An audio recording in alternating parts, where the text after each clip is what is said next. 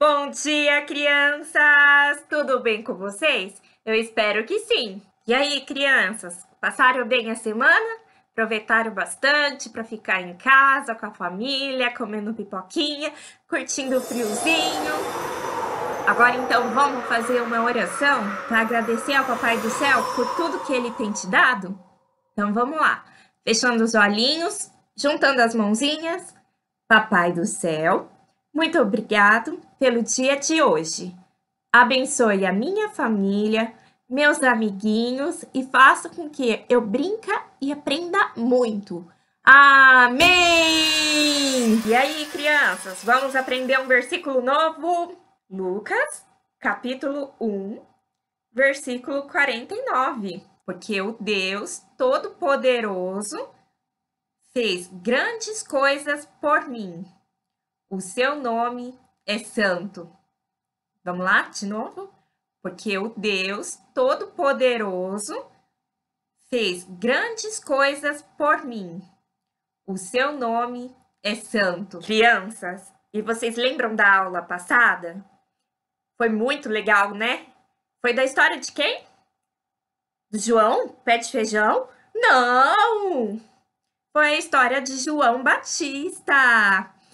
Vamos voltar um pouquinho da história para vocês lembrarem? A tia contou sobre o nascimento de João Batista. Vocês lembram que quando a Isabel estava grávida, ela recebeu uma visita? Isso, ela recebeu a visita de Maria. Hoje a tia vai contar a historinha que fala sobre o anjo quando visitou Maria e José. O tema da história de hoje é: devemos ficar prontos para ouvir Deus falar. E você, está pronto para isso? Vamos lá! Crianças, vocês lembram da lição anterior, que foi o nascimento de João Batista? Os pais dele eram o profeta Zacarias e a Isabel. Eles estavam muito felizes com o milagre que Deus fez. Hoje, vamos contar um pouquinho da vida de Maria. Maria era prima de Isabel. Na pequena cidade de Nazaré, havia uma moça chamada Maria. Ela era solteira, só que namorava José. Um dia, ela estava em sua casa, bem distraída, cuidando dos seus bichinhos de estimação. Aconteceu uma coisa muito legal com ela. Apareceu o anjo Gabriel, aquele mesmo que visitou Zacarias para falar da gravidez de Isabel. Vocês lembram? O que será que agora ele vai falar, hein? Ele se aproximou de Maria e disse: Fique feliz, moça abençoada. O Senhor Deus está com você. Maria ficou assustada. O anjo disse: Não fique com medo, Maria. Você ficará grávida e terá um filho, e o nome dele será Jesus. Ele será muito importante e será chamado de Filho de Deus.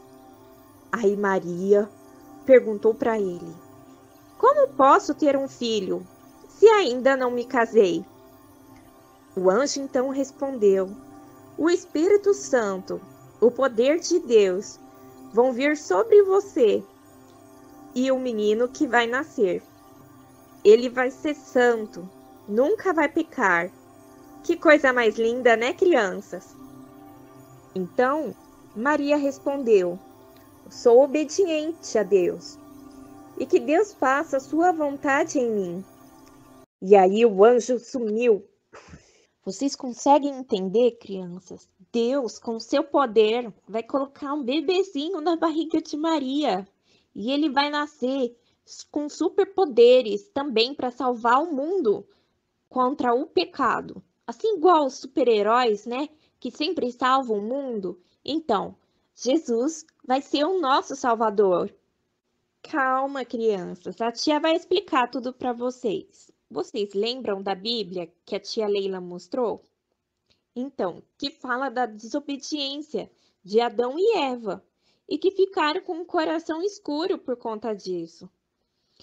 Mas Deus já tinha um plano para resolver isso, que era o nascimento de Jesus. Voltando à história, esse cara aí bonitão que tá aparecendo, sabe quem ele é?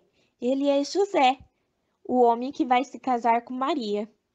E ele ficou sabendo que Maria estava grávida. E ele ficou muito preocupado com ela.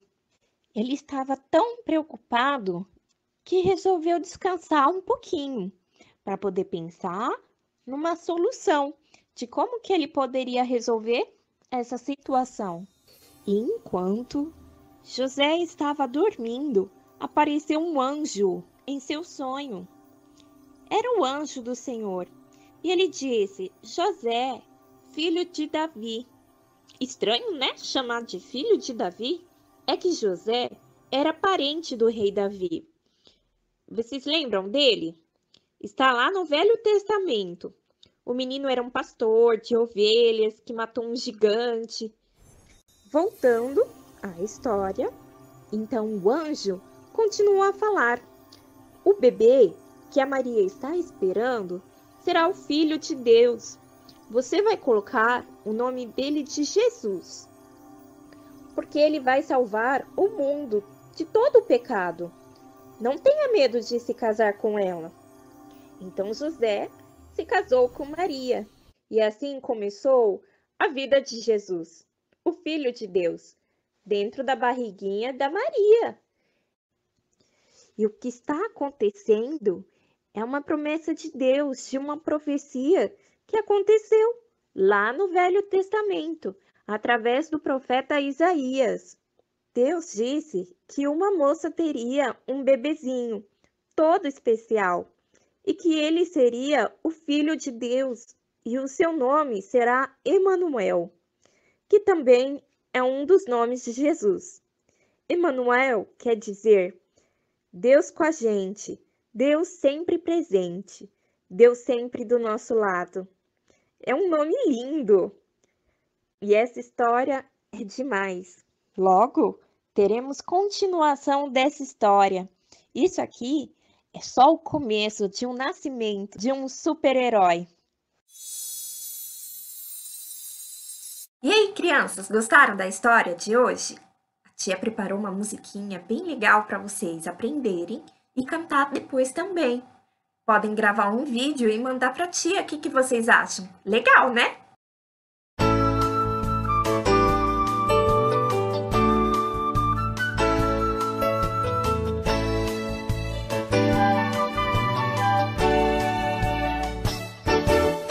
Maria se sentia contente, um pouquinho nervosa. Um anjo veio vê-la e disse que seria mamãe.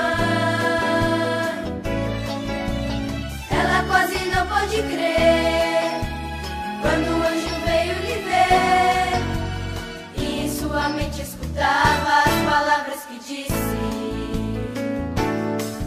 me dará a ele o nome Jesus, príncipe da paz. O seu povo vai libertar do pecado e do mal, e será chamado Emanuel, príncipe da paz. E será um presente que Deus a este mundo dará, um presente de amor.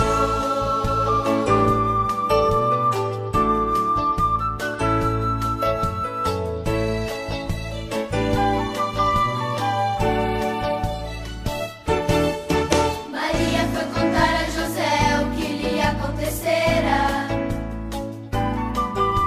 Ele era um homem compreensivo, mas ficou sem ação. Se surpreso ele ficou quando o anjo veio dizer que seria o pai de quem salvaria seu povo. E dará a ele o nome Jesus, príncipe da paz. O seu povo vai libertar do pecado e do mal,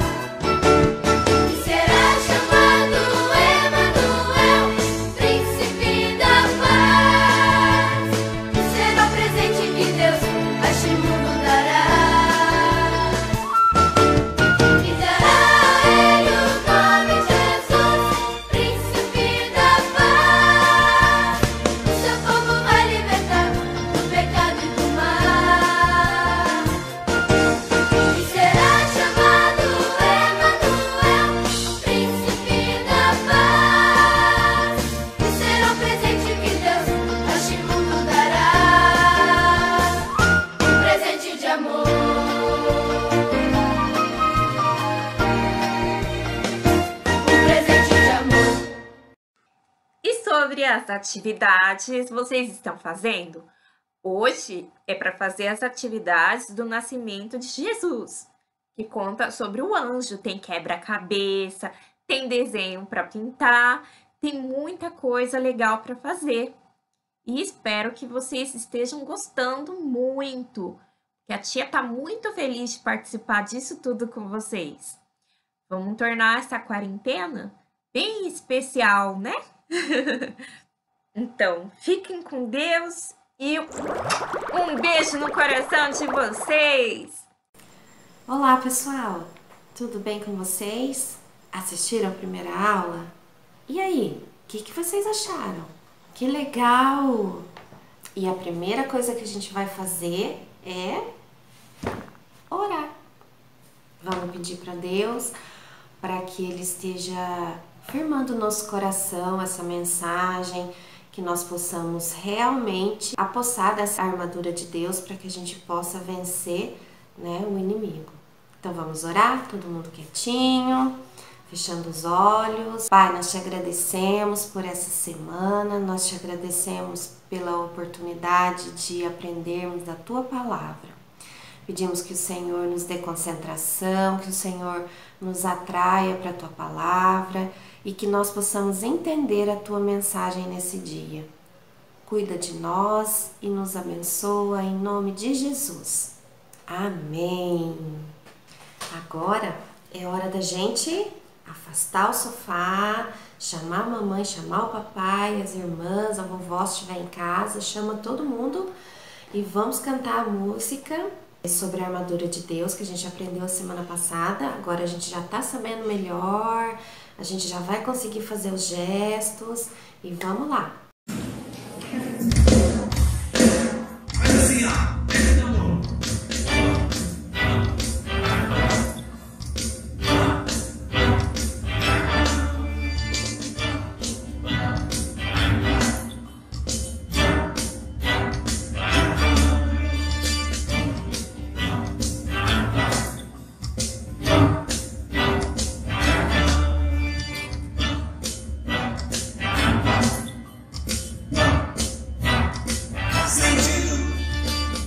Eu sou soldado de Cristo. Vamos marchando. Vou marchar sem desanimar. Olha sua Bíblia aqui, ó. A palavra obedecer. Nele eu sou forte e corajoso. Eu tenho a espada do Espírito, capacete da salvação, o escudo da fé, a couraça da justiça. Eu tenho o cinturão da verdade e as sandálias do Evangelho. Eu tenho a armadura de Deus, eu tenho a armadura de eu tenho a espada do Espírito, capacete da salvação, o escudo da fé, a couraça da justiça. Eu tenho o cinturão da verdade e as sandálias do Evangelho. Eu tenho a armadura de Deus, eu tenho a armadura de Deus.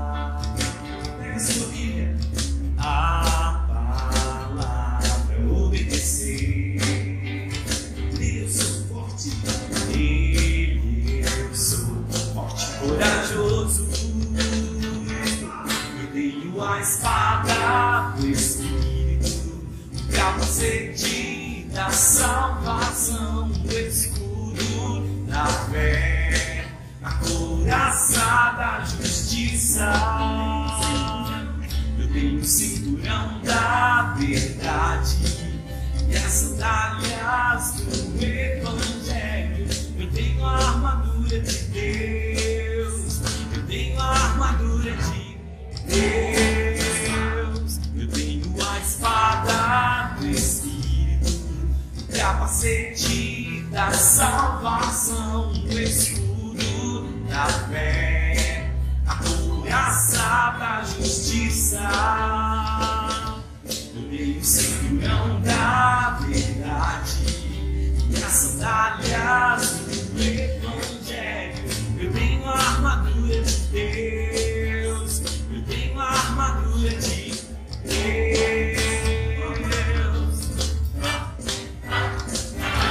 E forte!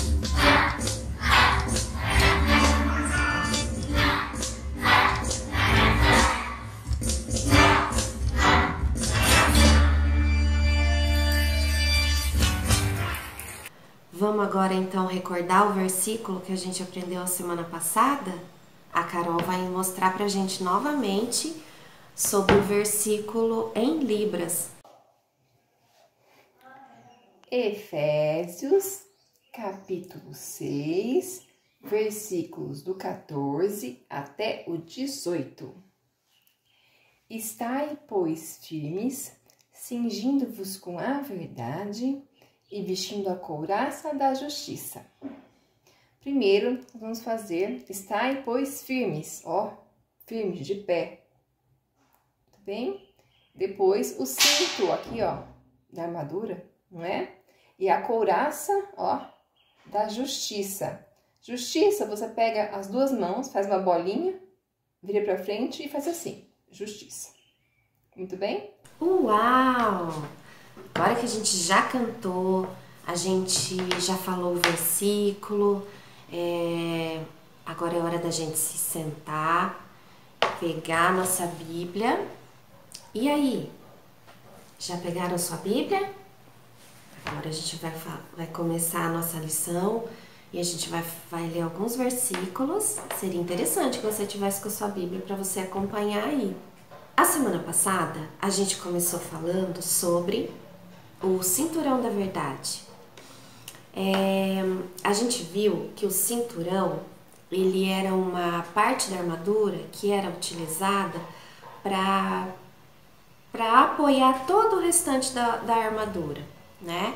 Que nela ficava fixada toda parte da armadura, né? Ela segurava a couraça, era nela que ficava a espada, né? Ficava ali, tinha um bolsinho ali que passava a espada, né? E todas as partes da armadura tinham ligação com esse cinturão, né? E hoje nós vamos ver outra parte da armadura. Hoje nós vamos ver essa parte aqui, né? Que era a parte que protegia o peito e as costas, né? Ela era feita de um material firme, né? Podia ser couro, um couro bem duro, ou algum metal, né? E essa parte, como eu já falei, ela protegia os órgãos vitais do soldado, que são principalmente o coração. Olha que interessante. Então, essa parte da armadura, ela ficava aqui para proteger contra algum ataque que tivesse no peito, para que eles não morressem, né? Porque são órgãos vitais, como eu falei. E o interessante é que Deus fala que sobre todas as coisas que a gente deve guardar, o principal que nós devemos guardar é o nosso coração. Vamos ler lá em Provérbios? Pega aí a sua Bíblia, pede para a mamãe ou para o papai abrir com você mais rapidinho.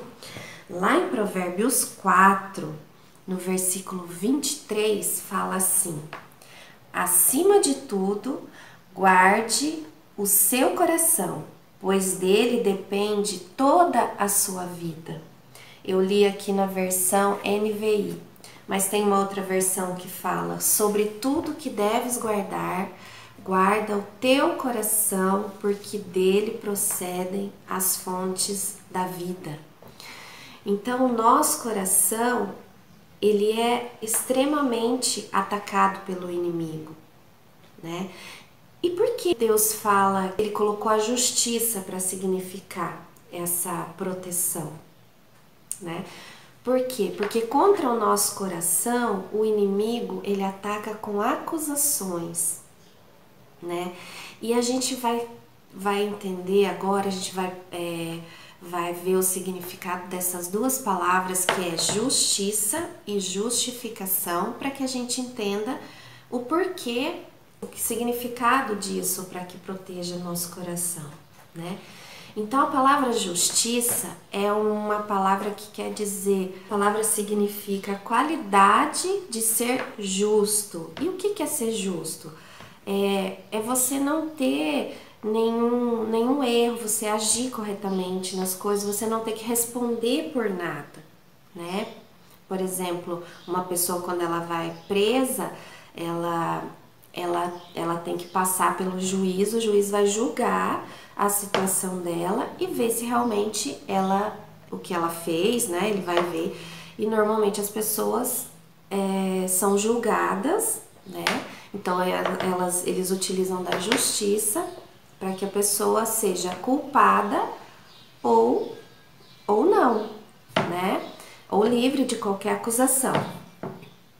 E o inimigo também nessa guerra, nessa batalha espiritual que a gente comentou semana passada, que a nossa luta não é uma luta visível, né? O inimigo nosso, ele é invisível. Então, essa batalha, o inimigo usa dessas situações. Outra palavra também que a gente precisa entender, outro termo que a gente precisa entender para que a gente entenda a questão da proteção, da justiça, é a palavra justificação. E para que a gente entenda o sentido dessa palavra, eu vou contar uma história para vocês, tá?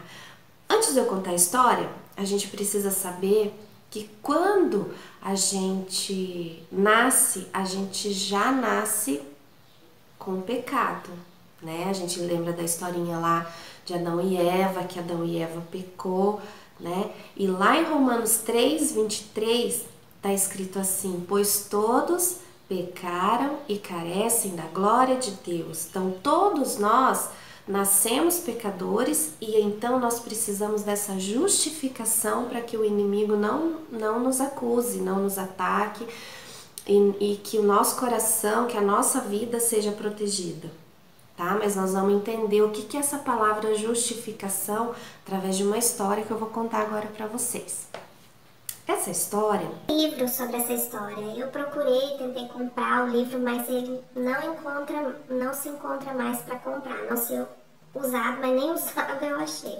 Enfim, o nome do autor é o R.S. Sproul e ele conta a história da justificação de uma forma lúdica para que as crianças entendam o que é isso. Então eu vou contar mais ou menos para vocês a história de uma forma bem resumida, porque a gente não tem muito tempo, para que vocês entendam o que é a justificação, tá?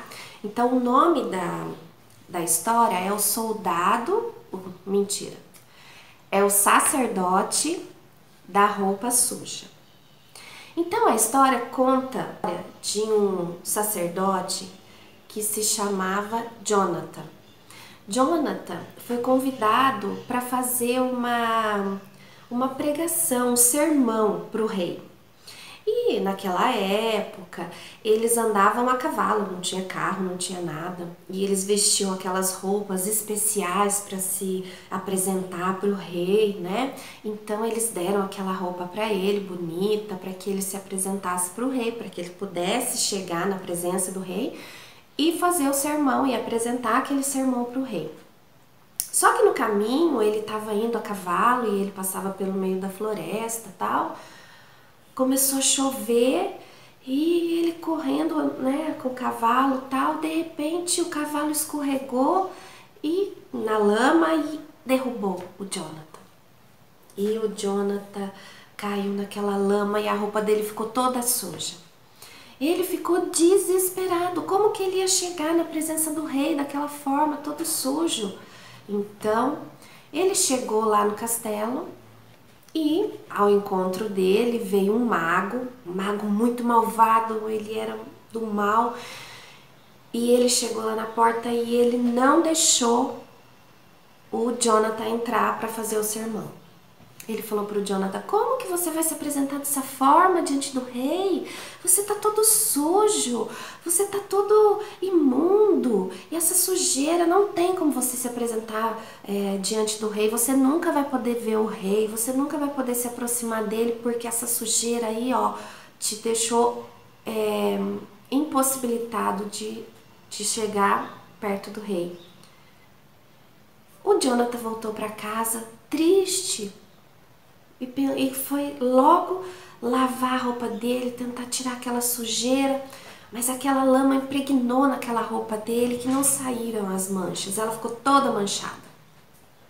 E ele foi conversar com uma pessoa que tinha uma lavanderia, e depois ele foi em vários lugares, procurou várias formas de tentar tirar aquelas manchas da roupa dele para que ele pudesse se apresentar diante do rei. Mas nada deu certo, nada tirou aquelas manchas. Tudo que ele tentou, nada conseguiu tirar aquela mancha da roupa dele. Então, ele ficou sabendo de um príncipe que era filho daquele rei que ele tinha que fazer o sermão, e eles falaram para ele: vai conversar com o príncipe, quem sabe ele pode te ajudar. E ele chegou na presença daquele príncipe e explicou tudo pro príncipe, que ele estava sujo, que a roupa dele tinha sujado e que ele não tinha o que fazer. Então aquele príncipe olhou para ele e disse: Jonathan, vá para casa, prepare o seu sermão e vá no castelo. Quando você chegar lá no castelo, eu vou me encontrar com você e daí eu vou resolver para você. Então ele voltou para casa todo feliz, meio sem saber ainda assim o que o príncipe ia fazer, porque todas as possibilidades que ele tinha pensado, nada tinha dado certo. Mas ele confiou naquele príncipe e voltou para casa e preparou um sermão de uma forma muito bonita e foi até o castelo. Quando ele chegou lá no castelo, ele chegou e o príncipe veio encontrar com ele. Veio ao encontro dele e o príncipe estava com uma roupa marrom por baixo, que era uma roupa que eles vestiam por baixo daquela grande, né, que eles vestiam. E o rei estava com uma roupa muito bonita na mão, né? Era a roupa de príncipe, né? Ele estava com aquela roupa de príncipe dobrada e ele chegou e ele pediu pro Jonathan, falou: Jonathan, tira essa roupa manchada e me dê essa roupa e você vai vestir essa roupa aqui. O Jonathan não entendeu nada, né? Mas ele questionou, falou: mas príncipe, essa roupa é sua. Essa roupa linda, essa roupa limpa, brilhante, essa roupa pura é sua, né? E o príncipe falou para ele: mas eu tô te dando essa roupa, é para você vestir. Então Jonathan foi lá, vestiu aquela roupa, a roupa de príncipe, e ele ficou muito bonito com aquela roupa, se sentindo muito bem, muito feliz. Então ele foi se achegar perto do rei para que ele pudesse fazer o sermão para o rei. E ele teve acesso aberto, livre, para chegar na presença do rei, porque ele estava com aquela roupa linda, com aquela roupa pura. E quando ele chegou lá e ele olhou, ele viu que do lado do rei estava o príncipe, mas o príncipe estava vestindo a roupa de Jonathan, aquela roupa manchada, aquela roupa suja, aquela roupa gasta, porque ele tinha usado de todas as formas para limpar aquela sujeira sem sucesso. E então Jonatas chegou na presença do rei. Jonatas conseguiu levar o seu sermão ali perante o rei, e ele teve contato para sempre com o rei. Essa história nos lembra da história de Jesus, na verdade. O príncipe era Jesus, o rei é Deus, e o Jonatas, aquele sacerdote que sujou sua roupa, somos nós, né? Então essa história, ela conta a nossa história, porque nós temos nosso coração sujo do pecado, nós cometemos pecado no nosso dia a dia, e se não é Jesus, né? Se não for Jesus pelo sacrifício que ele fez na cruz, que ele nos lavou, que ele nos purificou, a gente não teria acesso a Deus, né? Então, a couraça da justiça, ela protege o nosso coração sob os ataques do inimigo contra ele. Que você se lembre todos os dias que o inimigo não pode te acusar de nada, que você vista essa armadura e tenha certeza no seu coração, que você creia que Jesus, ele justificou e você é justo agora. Antes nós não éramos justos, porque nós tínhamos pecado, nós nascemos pecadores. Mas quando a gente aceitou Jesus no nosso coração, quando nós aceitamos Jesus, o sacrifício de Jesus, nós vestimos aquela roupa de príncipe e nós podemos chegar na presença de Deus, né? Então, vamos para a nossa atividade de hoje? Eu pintei aqui também a minha menininha, minha soldadinha, porque eu gosto muito de pintar, viu, gente? Eu sou criança, mas eu amo pintar. Já colei aqui o cinturão da verdade, que foi da aula da semana passada. Agora, hoje, nós vimos o couraça da justiça. E nós vamos colar aqui a couraça da justiça, tá bom? Agora ela tá com a couraça e com o cinturão da verdade, né? Isso seja guardado no coração de vocês, tá bom? Então, fiquem com Deus, um beijo e até a próxima aula. E pessoal, muito frio por aí, vou tirando minha luva aqui para conversar essa semana com vocês. Seguinte, queria conversar um pouquinho com vocês sobre a forma de conexão que as pessoas têm ultimamente. Você já deve ter ouvido falar que antigamente não existiam as redes sociais, não existia o WhatsApp, não existiam mensagens nem de texto. E aí como que as pessoas faziam para trocar ideia?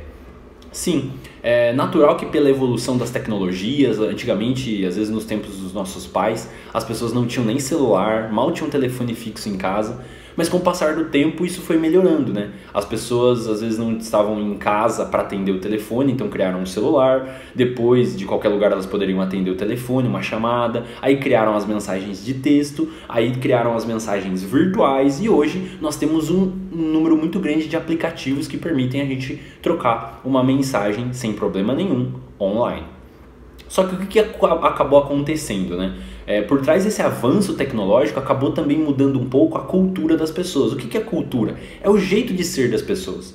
O jeito de ser das pessoas mudou a partir do momento em que elas tinham um lugar para mostrar o que elas tinham ou não, ou mostrar quem elas eram ou não. Antigamente, quando não havia tudo isso, as pessoas elas tinham que ser de cara limpa, de cara franca, olho no olho, elas tinham que mostrar como elas eram, quem elas eram e o que elas gostavam, o que elas não gostavam.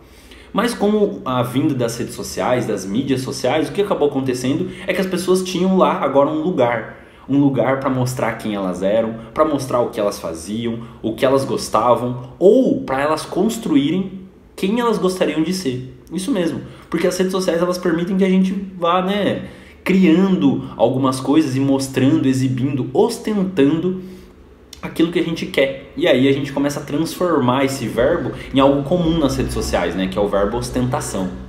Os aplicativos motivam isso, motivam que as pessoas exibam cada vez mais aquilo que elas têm, aquilo que elas fazem, aquilo que elas gostam. Um exemplo disso é se você digitar uma frase lá no Facebook ou no Instagram e postar sem nenhuma imagem, sem nenhuma foto, o que vai acontecer? A própria rede social ela não vai distribuir, ela não vai entregar para muita gente aquela foto. Isso por quê? Porque ela quer que você mostre. Então, se você colocar uma foto junto com uma frase, o Facebook, o Instagram ou qualquer outra mídia social vai entregar aquilo para mais pessoas. E se você colocar um vídeo, então, nossa, aí vai estourar. Aí vai ser tipo TikTok. Por quê? TikTok é isso, é um monte de gente postando vídeo. O vídeo, quanto mais animado, quanto mais você aparece, quanto mais você interage, mais pessoas vão receber aquele conteúdo, mais pessoas vão poder ver, e aí você vai se exibir mais, você vai ficar mais feliz, a rede social vai ter mais pessoas ali e todo mundo vai acabar ganhando. Os especialistas, né, em mídias sociais, em marketing, eles falam, olha, se a sua empresa quiser que mais pessoas vejam, faz transmissões ao vivo, posta vídeos, fotos, é claro, de vez em quando, mas tenta usar o máximo de interatividade, seja através de vídeos, seja através de transmissões, na pior das hipóteses, foto. Não posta só texto não escreve só não, porque isso não leva a lugar nenhum, às vezes as pessoas não param mais. A rede social lucra com isso, as redes sociais, né, em geral, elas lucram com isso, porque quanto mais pessoas querem aparecer, mais pessoas vão querer ver pessoas aparecendo. E aí as marcas patrocinam que essas redes sociais continuem crescendo, porque aí você posta uma foto usando uma marca ou visitando um lugar, e aí o lugar que você tirou a foto patrocina para ele aparecer cada vez mais e ganhar mais dinheiro. Agora, mas o que você ganha aparecendo? É o que eu queria perguntar para você. Sim, você ganha a impressão das pessoas, você ganha um pouco de influência, mas assim como na física, né, tudo depende do referencial. Vocês já aprenderam isso aí com o professor de física de vocês. Usar as redes sociais também pode transformar a gente. E essa questão de influência, de aparecer, pode ter também alguns problemas. A gente pensa, pô, só tem coisas boas a gente falar com as pessoas, aparecer mais, mas depende do referencial. Usar as redes sociais para se comparar pode trazer um problema, porque da mesma forma que você exibe aquilo que você tem e você quer exibir cada vez mais, outras pessoas também vão usar para exibir, para aparecer cada vez mais.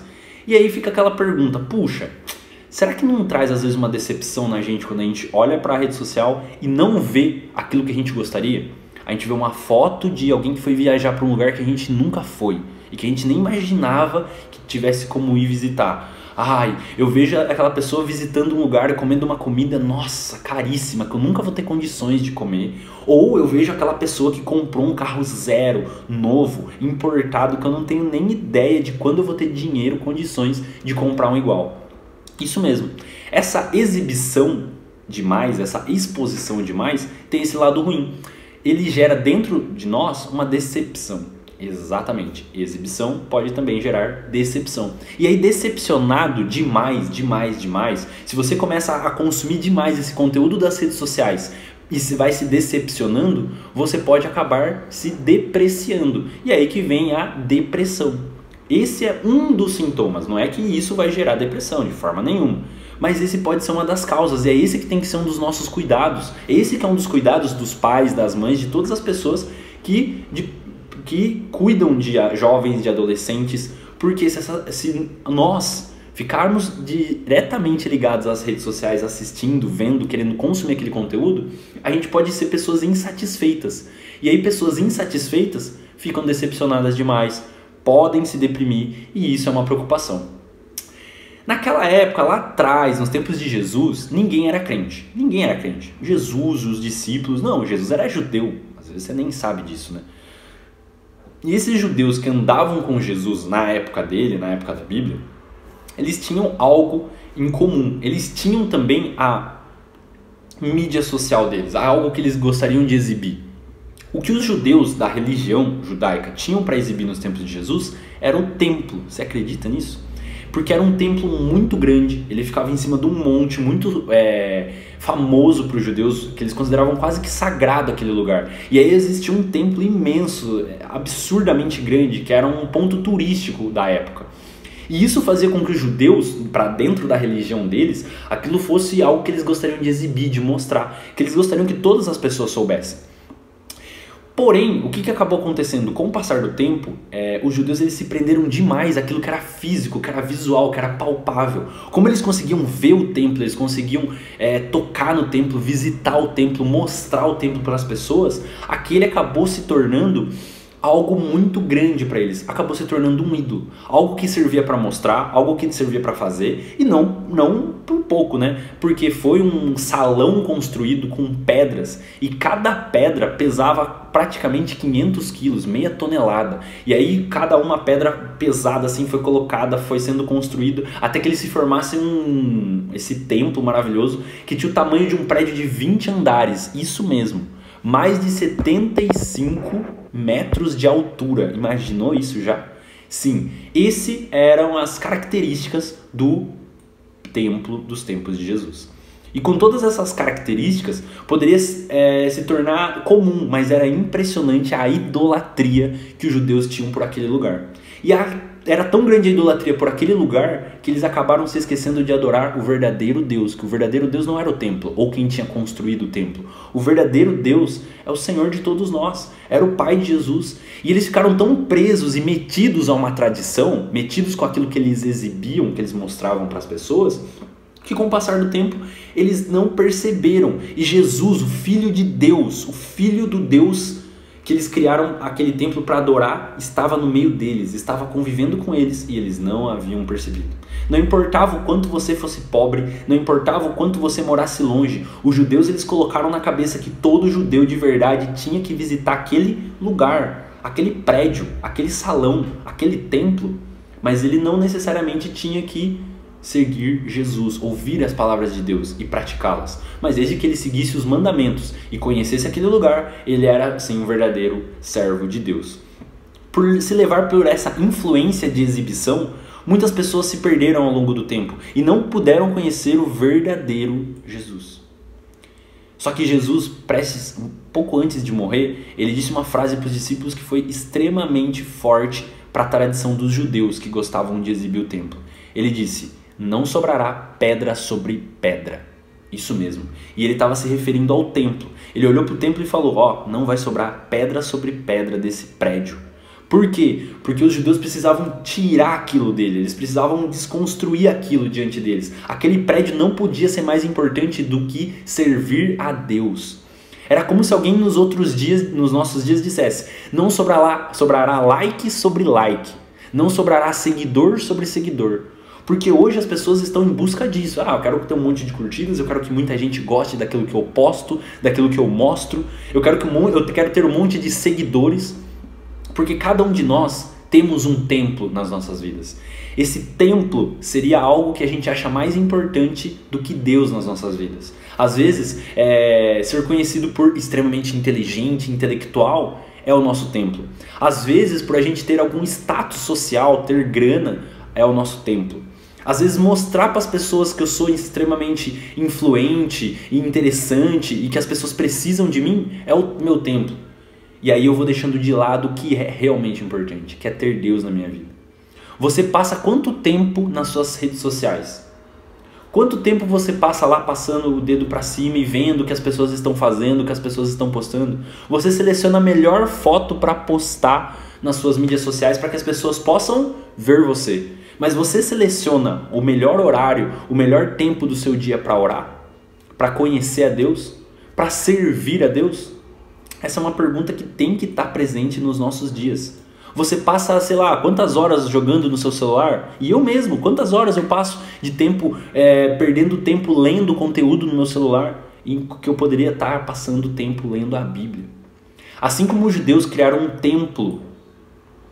templo extremamente grande, extremamente audacioso, esse templo dos judeus precisou ser destruído, porque só quando o templo foi destruído é que os discípulos foram espalhados pela terra para pregar o evangelho. Sim, enquanto o templo esteve lá de pé, os discípulos eles se concentraram na região de Jerusalém. Mas quando esse templo foi destruído, os discípulos que eram judeus, eles puderam se sentir livres para ir para várias regiões e espalhar o evangelho como Jesus havia pedido. E assim o evangelho chegou até nós. Então, o que às vezes está impedindo que a gente leve o evangelho para as pessoas são os templos que a gente construiu para nós, os templos que a gente colocou na nossa vida. E alguns desses templos podem ser simplesmente coisas, formas, jeitos de aparecer, jeitos de exibir, coisas que a gente quer ostentar. Assim como os judeus precisaram ter um templo destruído, que você consiga tirar esse templo da sua vida para você encontrar tempo para Deus na sua vida, para você dedicar tempo para as coisas de Deus. Há quanto tempo você não ora? Há quanto tempo você não estuda sobre a Bíblia? Você não aprende sobre a Bíblia? Há quanto tempo você não se dedica para acompanhar as pregações? Há quanto tempo você não faz um curso bíblico? Você não lê um livro inspirado na Bíblia? Essas perguntas eu faço para mim e eu divido elas com você. Que assim como eu estou fazendo essa autoanálise, você também possa fazer essa análise com você e ver se às vezes você não está desperdiçando o seu tempo com as coisas erradas.